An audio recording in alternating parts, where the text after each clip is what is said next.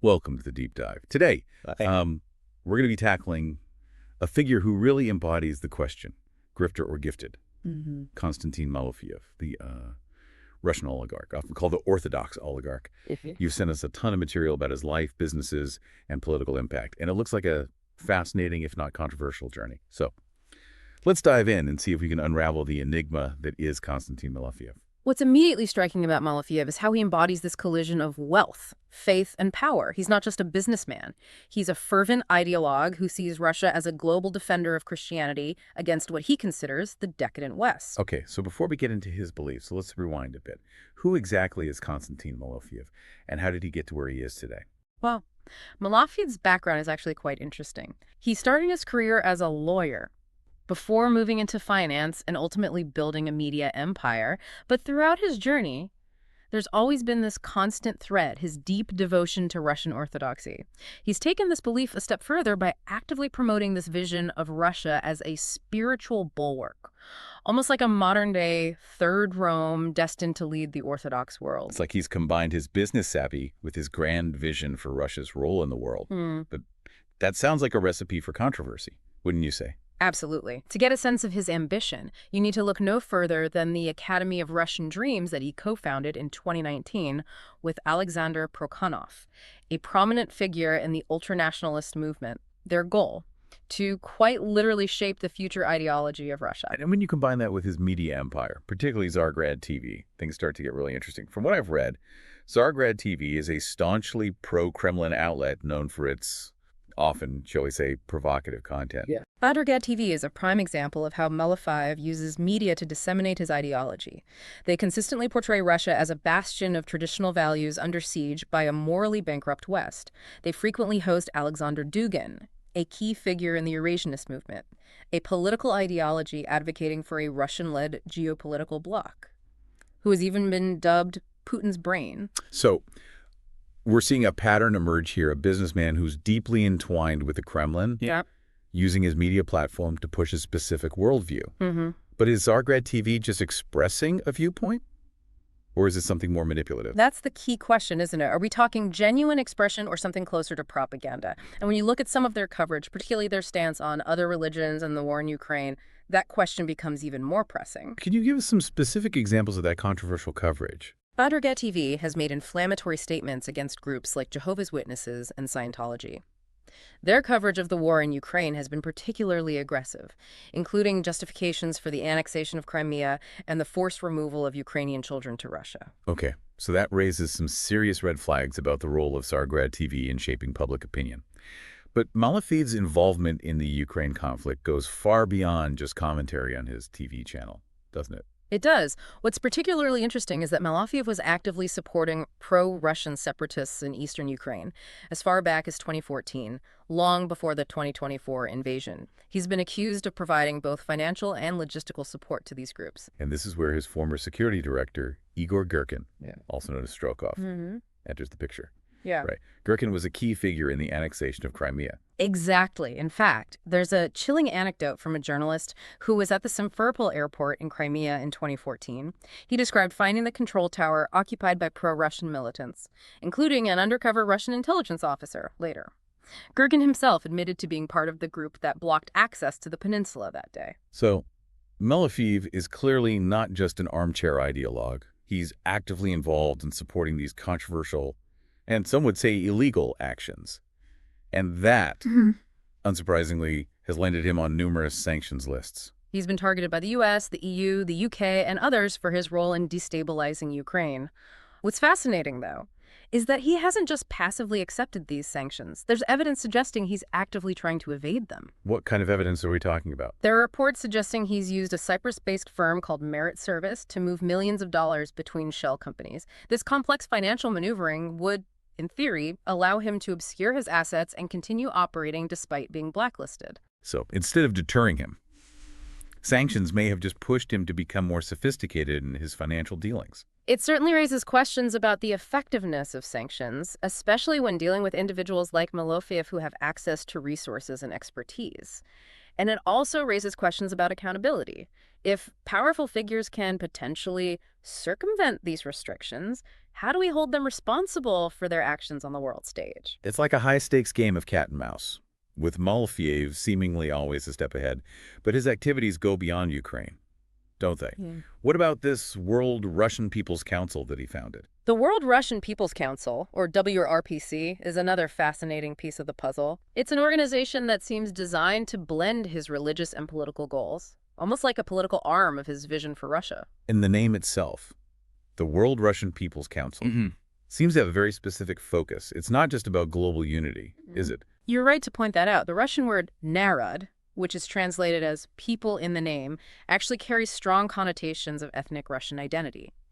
The WRPC is about promoting a specific vision of Russian power and influence, rooted in traditional values and a sense of Russian exceptionalism. So it's almost like a parallel to the rising Christian right in other parts of the world, where religion and national identity are intertwined. That's a very astute observation. The WRPC's goals align with a broader trend we're seeing within Russia, the emergence of a powerful Christian right that has, interestingly enough, adopted many of its ideas and strategies from the American Christian right. So we're seeing how Malofeev's religious beliefs and his vision for Russia are intertwined with his business activities and political maneuvering. It's like he's created this self-reinforcing ecosystem where everything feeds into this narrative of Russia as a global power destined to defend Christianity. And it's a narrative that's increasingly resonating within Russia, particularly among those who yearn for a return to a more traditional, even authoritarian society.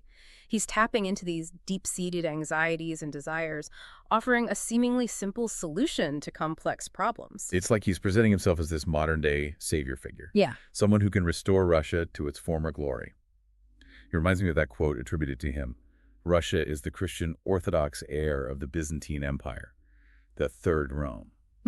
It's almost prophetic in its tone. Exactly, and that ties into his fascination with the katechon concept, a biblical idea of a restraining force that holds back the Antichrist. He seems to genuinely believe that Russia has a divine mission to resist global liberalism, which he sees as a manifestation of evil. But couldn't one argue that this framing is a way to distract from the Kremlin's own transgressions and consolidate power in the hands of a select few? Absolutely. It's a carefully constructed illusion designed to obscure reality, and it's proving to be quite effective, especially in a world where information is increasingly weaponized. And that brings us back to Tsargrad TV. What specific examples can you share about how they might be weaponizing information? One article highlighted Tsargrad TV's harsh criticisms of other Christian denominations, particularly Jehovah's Witnesses, who have faced significant persecution in Russia, even being declared an extremist organization in 2017. So, in a way, Malofeev's media empire might be complicit in demonizing these groups and justifying their suppression. It's a possibility we can't ignore. They present a highly selective and often distorted view of events. This applies to their coverage of the war in Ukraine as well, where they've been accused of spreading pro-Russian propaganda, justifying the annexation of Crimea, and downplaying or even denying atrocities committed against Ukrainians. It's like they're trying to rewrite history in real time, creating an alternative narrative that serves Malofeev's political agenda. This ties into his wider goal of positioning Russia as a global defender of Christianity, even if it means using military force to achieve those aims. Precisely. And it's a dangerous ideology that can be used to justify all sorts of actions, including the invasion of a sovereign nation and the displacement of its people. Given all of this, let's revisit the effectiveness of sanctions against individuals like Malofeev.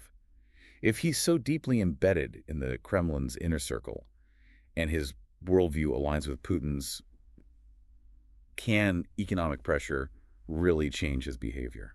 It's a complex issue. There's no doubt that sanctions have had some impact. But as we've seen, Malofeev is adept at finding ways to work around them.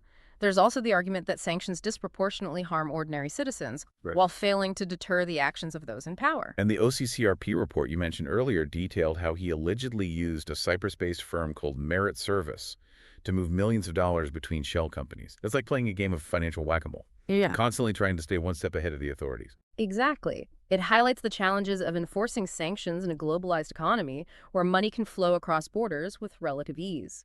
It also raises serious questions about accountability. If someone like Malofeev can seemingly circumvent these restrictions, what does that say about our ability to hold powerful actors responsible for their actions? This all paints a rather bleak picture. Malofeev comes across as almost untouchable, operating with impunity. But are there any cracks in his armor? Any signs of vulnerability? There was an incident in 2022 when the U.S. Justice Department indicted him for violating sanctions. He was accused of hiring an American citizen to work for his television network in Russia and illegally transferring millions of dollars to a business associate. Wasn't that a significant development, the first time a Russian oligarch was charged with violating U.S. sanctions since the invasion of Ukraine? It was. However, Malofeev remains outside of U.S. jurisdiction, and the case seems to have stalled. It underscores the limitations of international law when dealing with individuals like him, who operate across borders and have the resources to shield themselves from legal consequences. So we have this powerful, ideologically driven oligarch with deep connections to the Kremlin, who appears to be Teflon-coated when it comes to accountability. What implications does all of this have for the future of Russia? Malofeev's actions and influence represent a worrying trend within Russia, a drift toward a more authoritarian, nationalistic, and religiously conservative society. It's a toxic mix that could have devastating consequences both domestically and internationally. It's a worrying thought that the future of a nation could be so heavily influenced by someone with such extreme views. What role does his marriage to Maria Belova play in all of this? She's the Children's Rights Commissioner for Russia.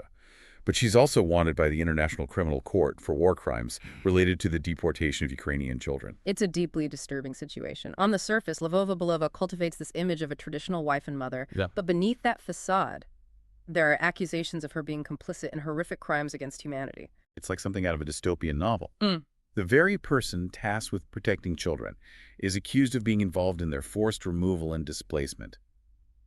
How does this connection tie into Malofeev's broader agenda? It further intertwines his personal life with his political ambitions, raising serious ethical questions about their shared goals and the lengths they're willing to go to achieve them. It also suggests that his influence within the Kremlin is substantial, given that his wife holds such a sensitive position despite the serious allegations against her. It seems like we're witnessing a consolidation of power around these extremist views, with Malofeev and those who share his ideology playing an increasingly prominent role in shaping Russia's future. That's certainly a possibility, however.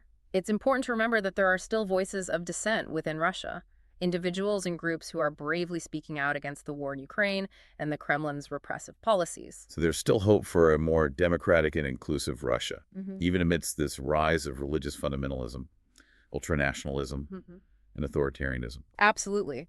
Understanding Malofeev's worldview, his methods, and his influence is crucial to effectively countering these dangerous trends.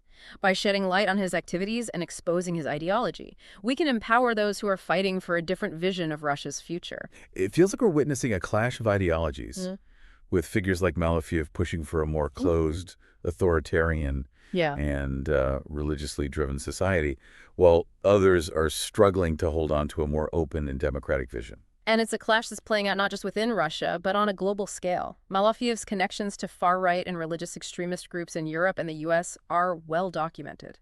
He sees himself as part of a broader movement to push back against what he views as the corrosive influence of Western liberalism. So, in a way, understanding Malofeev helps us understand these wider trends and the forces that are shaping our world today. But what can be done to counter his influence and that of those who share his views? Well, firstly, we need to recognize the threat for what it is. Malofeev is not just an eccentric oligarch with a penchant for religious zealotry. He's a skilled manipulator of media and finance. And he's using those tools to advance an agenda that is fundamentally at odds with democratic values. So we need to move beyond simply labeling him as a villain and start to understand the mechanics of his operation, how he's using his wealth and influence to reshape the political landscape. Precisely. We need to expose his networks, track his financial dealings, and hold him accountable for his actions. That requires greater transparency in financial systems, stronger international cooperation to enforce sanctions, and a more coordinated effort to counter disinformation and propaganda. And what about the role of independent media in all of this? We've already mentioned outlets like Medusa and the Cave Post, which have been instrumental in shedding light on Malofeev's activities. Independent media is absolutely critical. They're the ones who are doing the investigative work, connecting the dots, and holding the powerful accountable. They need our support, both financial and in terms of amplifying their voices. We also need to equip ourselves with the tools to discern fact from fiction, to recognize propaganda and disinformation when we see it. That means developing critical thinking skills and being wary of sources that confirm our existing biases. So it's not just about relying on external forces to counter Malofeev's influence.